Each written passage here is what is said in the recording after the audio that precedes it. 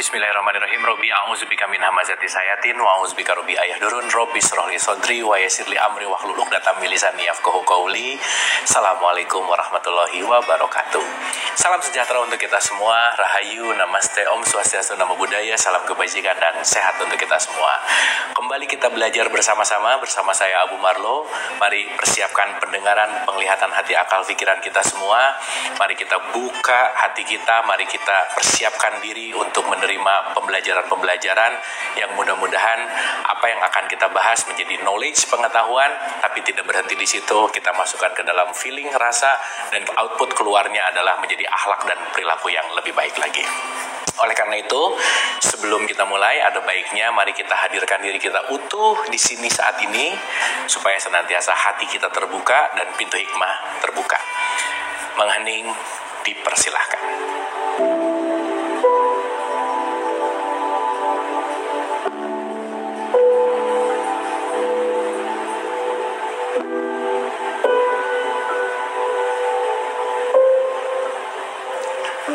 Selesai.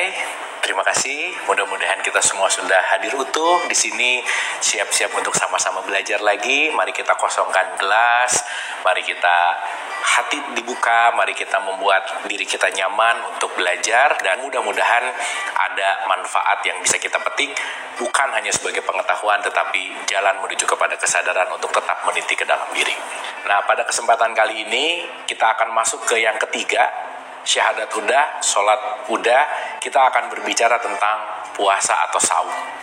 Di mana nanti kita akan menganalogikan bahwa saum itu tidak hanya berbicara tidak makan dan tidak minum, tetapi di situ ada puncak daripada saum itu adalah berdamai dengan ego. Bagaimana kita bisa kontrol, bagaimana kita bisa mengalirkan, bagaimana kita bisa menerima segala sesuatu hal yang mungkin kita tidak inginkan. Maka mari kita menyelami saum, mari kita menyelami puasa, mari kita berdamai dengan ego, mari kita masuk dengan hakikat-hakikat yang mudah-mudahan ini akan bermanfaat untuk kita semua. Mari kita mulai. Baik, kita akan mulai dengan satu ayat Al-Quran yang sangat terkenal. Saya rasa di bulan Ramadan itu ayat ini, waduh udah deh, pasti dikumandangkan. Surat Al-Baqarah 183 tentunya. Ya ayyuhalladzina amanu kutiba alaikumusiyam kama kutiba alal ladzina min qablikum la'allakum tattaqun. Banyak orang hafal, banyak orang dengar, tetapi ketika balik lagi tuh masuk ke dalam esensial, kadang-kadang cuman hafal dan tahu, selesai.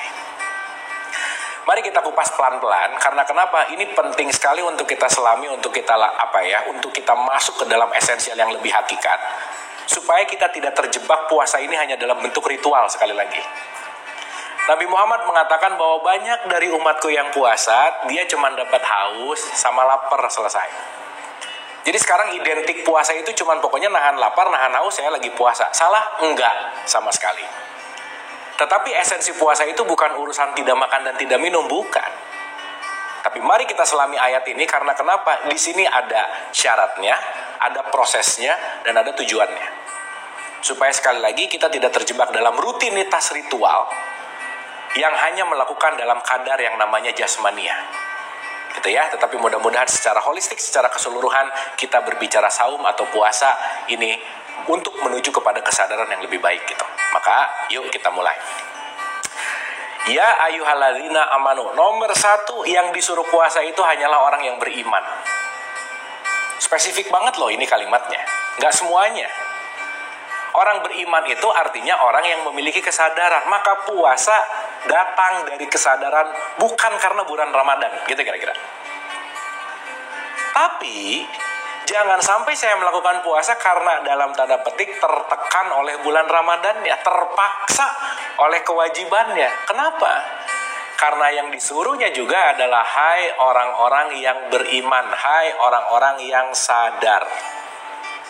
Maka dipanggil oleh kesadaran, bukan dipanggil oleh kebiasaan, bukan dipanggil oleh kewajiban, apalagi dipanggil oleh ketakutan.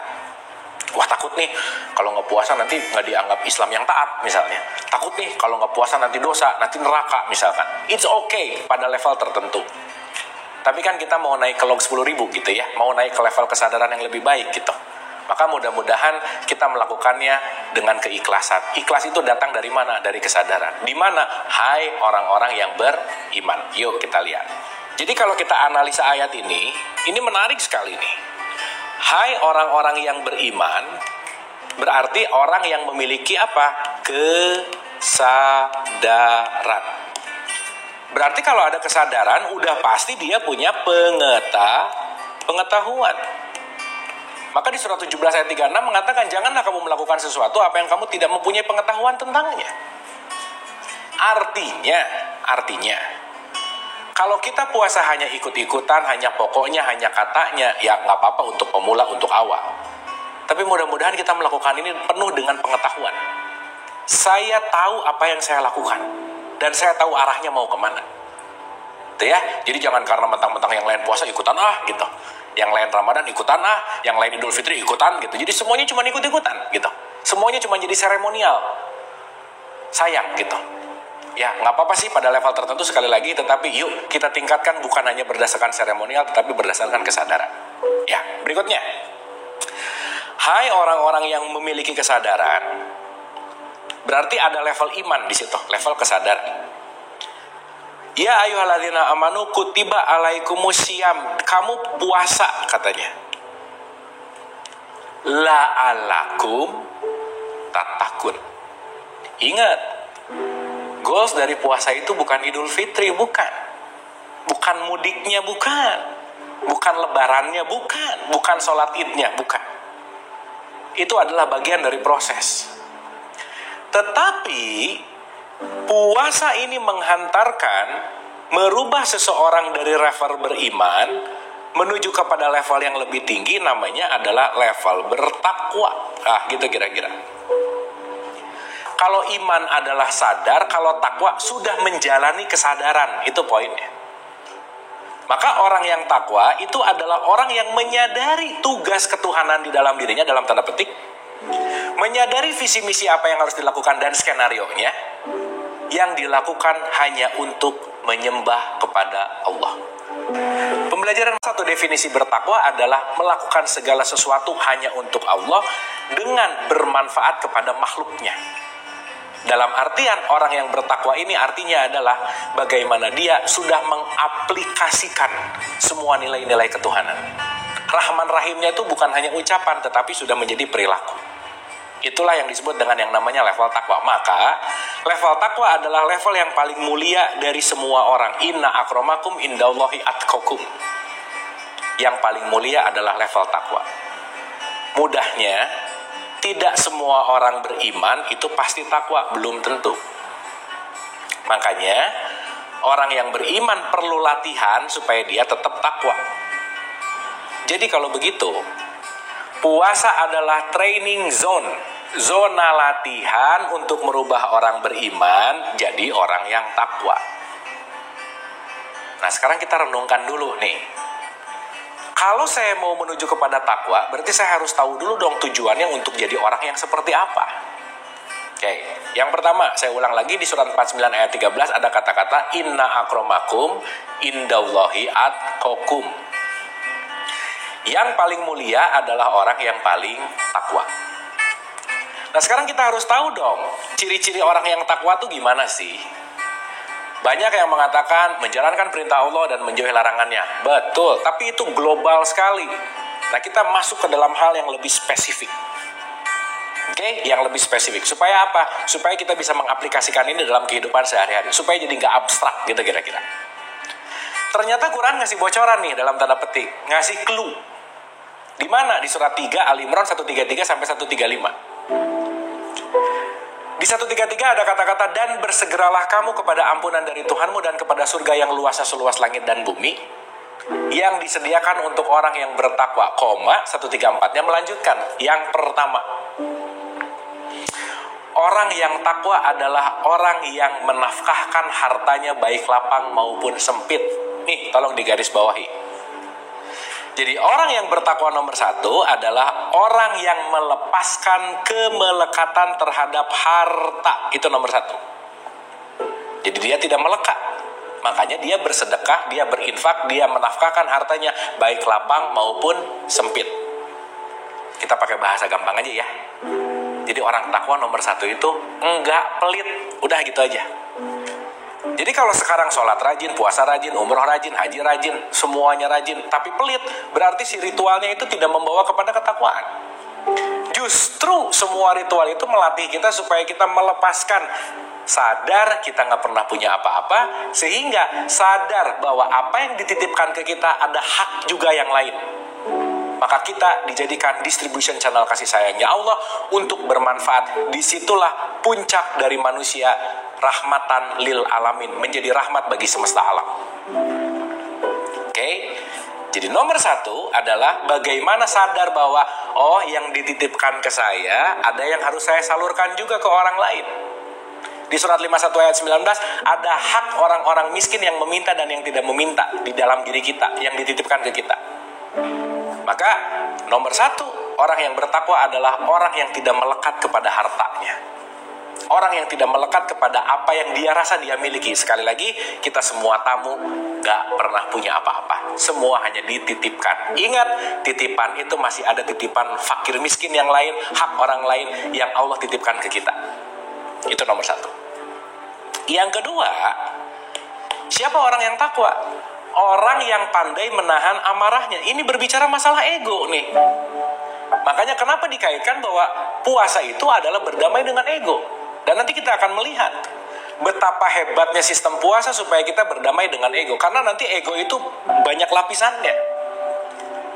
Maka puasa itu tidak berbicara masalah hanya lahiriah, tidak makan dan tidak minum.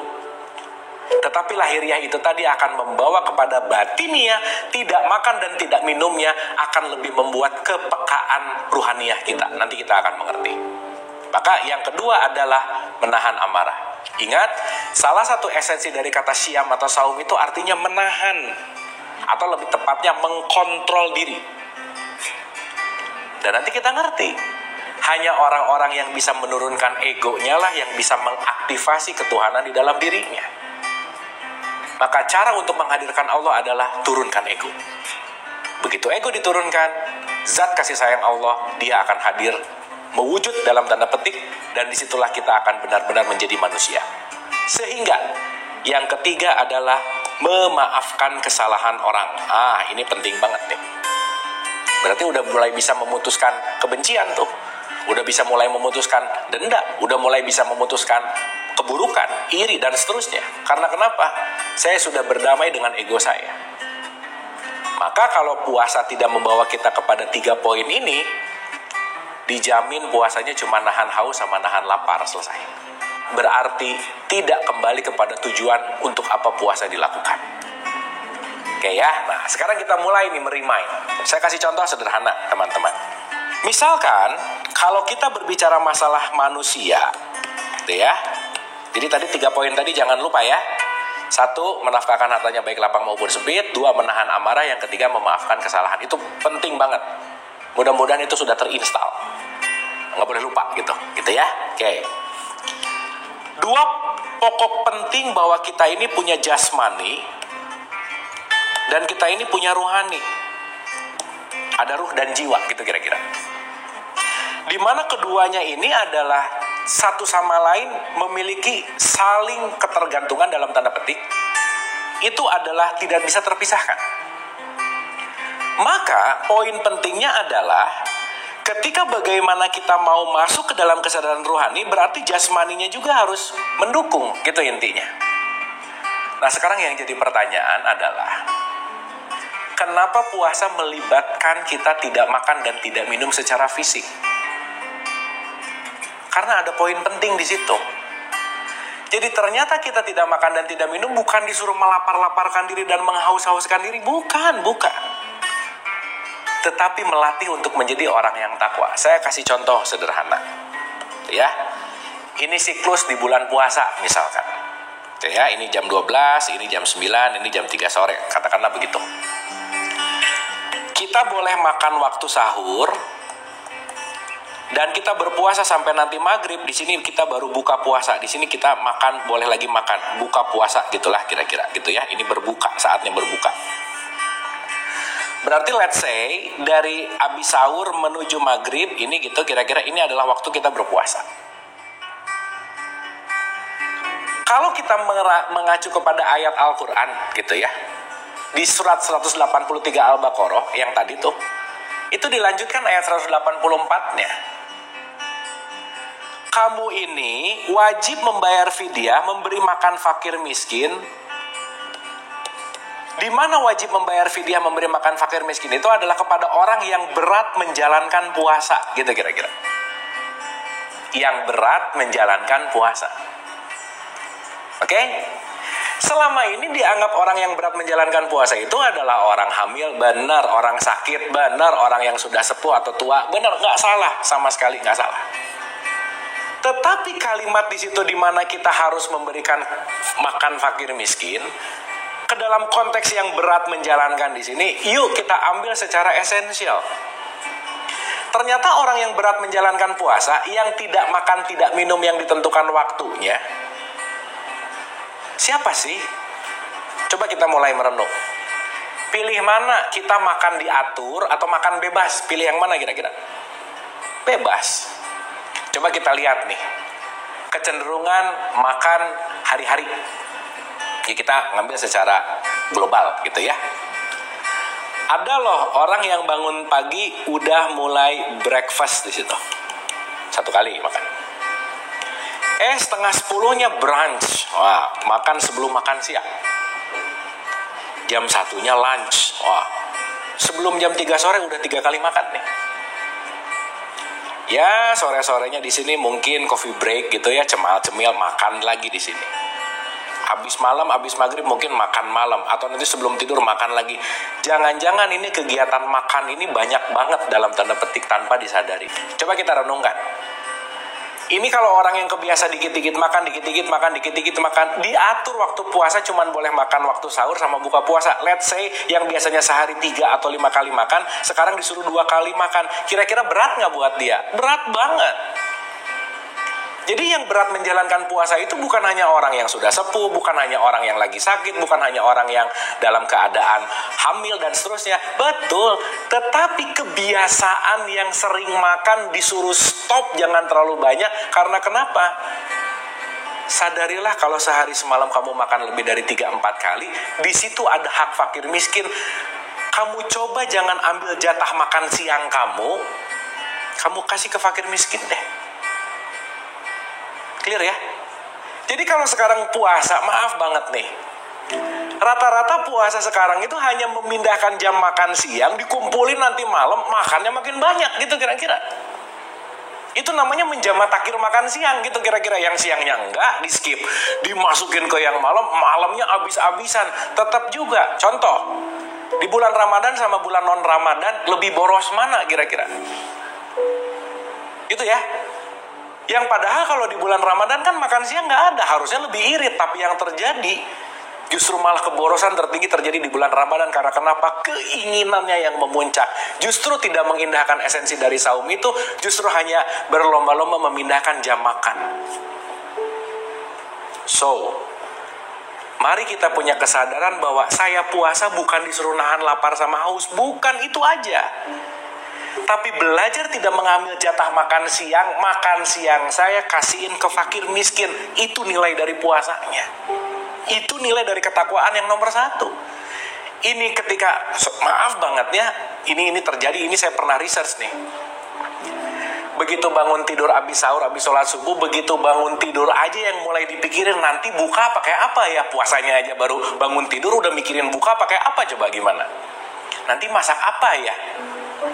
Berapa persen yang bangun tidur mulai memikirkan jatah makan siang saya kasihin ke fakir miskin mana ya? Karena saya puasa bukan masalah saya menahan haus sama lapar, tapi saya tidak akan mengambil jatah makan siang karena saya mau kasihin ke fakir miskin. Itu yang namanya ketakwaan gitu. Nah, artinya apa? Jangan sampai kita terjebak karena hanya puasa, tidak makan dan tidak minum, tapi lupa juga menyalurkan hak, menyalurkan untuk bersedekah, menyalurkan untuk bermanfaat. Karena nilai dari ketakwaan itu bukan haus sama laparnya, bukan. Tetapi kita skip jatah makan siang kita, ini sederhananya ya, dan kita memberikan itu ke fakir miskin. Jadi jangan sampai makannya ditahan, ngasihnya juga ditahan. Kita kumpulin malam, dibeli segala semuanya, boros aja pada akhirnya. Justru jangan-jangan kemubaziran terjadi sangat besar ketika di bulan Ramadan yang harusnya di situ puncak ketakwaan, gitu intinya. Sip ya. So, yang pertama sekali lagi poinnya adalah ketakwaan. Yang kedua, ini poin yang penting yang berikutnya nih. Tubuh kita, balik lagi, ada jasmani, ada ruhani. Maka, dengan tidak makan dan tidak minum, itu menurunkan energi jasmaniah kita.